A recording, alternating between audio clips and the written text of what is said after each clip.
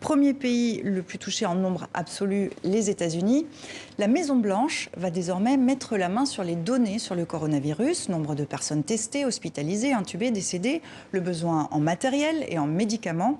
Problème, la gestion de la crise par l'administration Trump est très critiquée. On retrouve à New York notre correspondante Elisabeth Guedel. Bonjour Elisabeth, est-ce qu'on peut faire confiance à la Maison-Blanche ?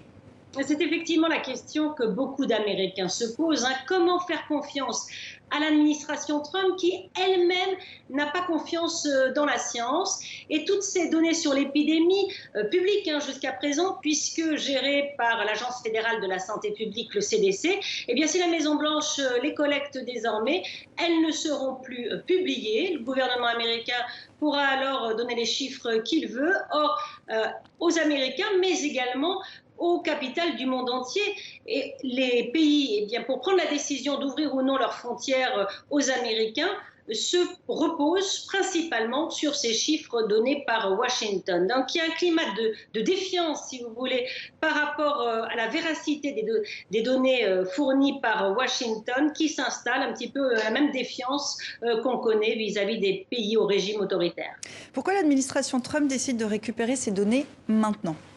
Eh bien, tout le monde y voit évidemment un geste politique. À moins de 4 mois de l'élection présidentielle, Donald Trump est à la traîne dans les sondages face à son rival démocrate Joe Biden. L'épidémie s'accélère aux États-Unis et ça, le président ne veut pas le voir. Or, elle s'accélère, y compris dans des États qui sont très importants pour lui, pour sa réélection, la Floride, l'Arizona, le Michigan. Donc, 2 Américains sur 3 en plus estiment que Donald Trump gère très mal la crise sanitaire. Donc Donald Trump veut reprendre la main, il est pressé de relancer l'économie du pays. Évidemment, il pense à sa réélection.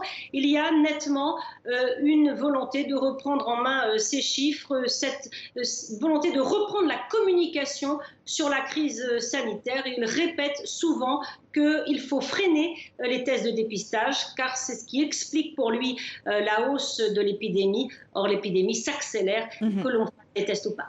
Merci pour cette analyse, Elisabeth. À bientôt.